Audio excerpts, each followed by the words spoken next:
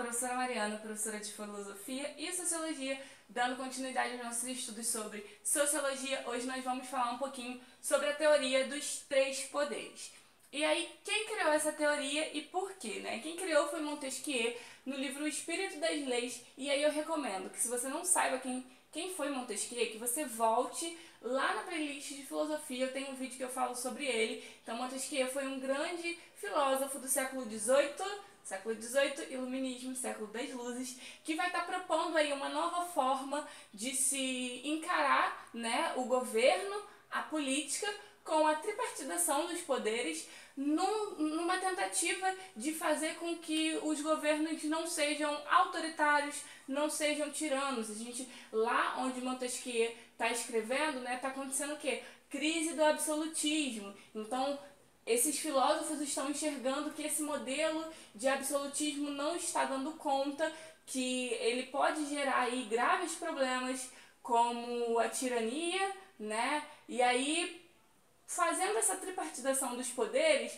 você vai ter aí uma harmonia melhor. Então, Montesquieu propõe essa tripartidação dos poderes para que haja uma harmonia, para que esses poderes possam trabalhar cada um especificamente ali na sua função, sem que invada a função do outro, mas que de certa forma estejam conectados e sejam harmônicos. Então a gente vai ter aí esses poderes divididos aí entre executivo, legislativo e judiciário. Dois desses poderes, né, tanto o executivo quanto o legislativo, a gente escolhe, né, aqui no Brasil através do nosso direito político, né, através do nosso direito ao voto. E aí o outro poder, o judiciário, é escolhido a partir de uma competência técnica. Então você precisa ter o conhecimento, ter o estudo, né, para participar aí desse poder. Não pode ser qualquer pessoa. Já o poder executivo e legislativo, né, você tem algumas regrinhas com a questão de idade, filiação de partido, ser alfabetizado e tudo mais, que não são regras tão técnicas como o judiciário, por exemplo. No Brasil, a partir da Constituição de 88, a gente adota aí essa tripartidação dos poderes e tem aí, né, o poder dividido nesses três modelos: o executivo, judiciário e legislativo. E agora eu vou falar mais um pouquinho sobre cada um. O judiciário, né? Então, o judiciário, como o nome já diz, julgar. Então ele vai ser responsável por fazer cumprir a administração da justiça na sociedade. Então, como assim? Fazer com que a justiça ela seja feita, seja respeitada. E aí, através de normas judiciais e constitucionais. Esse poder, né, ele vai ser responsável por aplicar as leis, por interpretar e também fatos e conflitos. Então, além de aplicar a lei, vai interpretar os fatos e conflitos à luz de uma jurisdição, à luz aí das leis, das normas, né? Quem são as pessoas que podem fazer parte desse poder? Os juízes, os promotores de justiça, os desembargadores e os ministros. Todos eles precisam aí de uma competência técnica para isso. E aí, segundo poder, o legislativo. Então, como o nome já diz, e aí isso é bem fácil, né? Judiciário, julgar; legislativo, legislar. Então, o legislativo, sua principal função vai ser elaborar as leis. Então, uma das principais funções do legislativo vai ser legislar, elaborar as leis. Mas também ele tem o poder aí de fiscalizar o executivo, né? Então, ver se o executivo está trabalhando direitinho, né? Se o executivo propôs uma obra, ver se aquele dinheiro foi empregado naquela obra, se aquela obra não está superfaturada, não está atrasada. Então, o legislativo ele vai, além de propor leis, também fiscalizar aí o executivo, né? E aprovar ou recusar projetos de lei. Então, ele pode propor o projeto de lei, pode aprovar e também recusar. Tudo isso vai ser feito de acordo com comissões e votações, enfim. E aí, quem são as pessoas que podem ocupar esse espaço? Os vereadores, deputados estaduais, deputados federais e os senadores. E aí, por fim, a gente tem o executivo, que, como o nome já diz, executar. Então, bem fácil.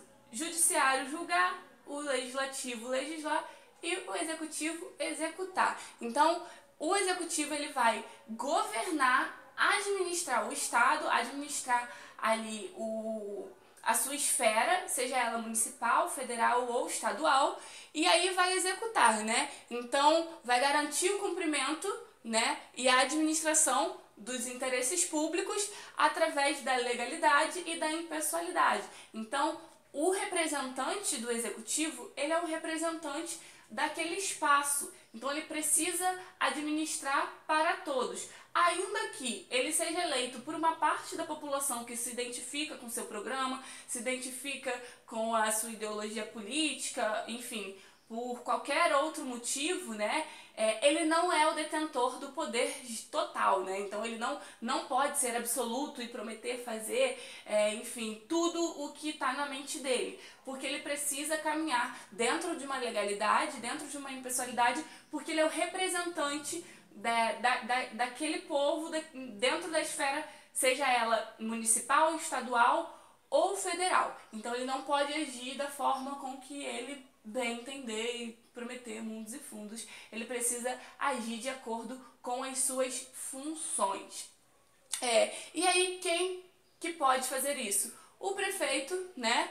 O governador e o presidente, que estão enquadrados dentro do poder executivo. Então, eu convido você a ir lá no meu Instagram, @amarianacoelho. Eu tenho 2 vídeos no IGTV que eu falo um pouquinho sobre isso. Eu faço uma apresentação sobre o que são essa divisão dos 3 poderes, falo um pouquinho sobre a função do vereador, sobre a função do prefeito, mais especificamente, porque esse vídeo foi feito durante as eleições municipais de 2020, então eu convido você a ir lá e aprender mais um pouquinho, porque às vezes, principalmente nesse período de eleição, né, muito se é prometido, mas às vezes não pode ser cumprido, porque não necessariamente o que está sendo prometido está indo de encontro à função. E aí, para a gente saber votar, né, para a gente votar bem, é importante que a gente tenha em mente o que aquele poder pode fazer, né? Porque não adianta a gente votar num vereador que está prometendo construir, por exemplo, uma praça, construir uma escola, se essa função de construir coisas não é dele. Ele tem que elaborar leis. Então, a gente precisa ter em mente isso. Então, eu convido você a ir lá e aprender mais um pouquinho, tá bom? Se você assistiu esse vídeo até aqui, não esqueça de curtir, comenta qualquer dúvida, crítica, elogio, sugestão. Me acompanha lá no Instagram, @marianacoelho.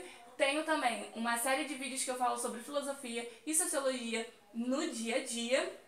Aqui na descrição vai ter o link do PicPay, caso você queira e possa doar com qualquer quantia. E compartilhe esse vídeo para ele chegar a mais pessoas.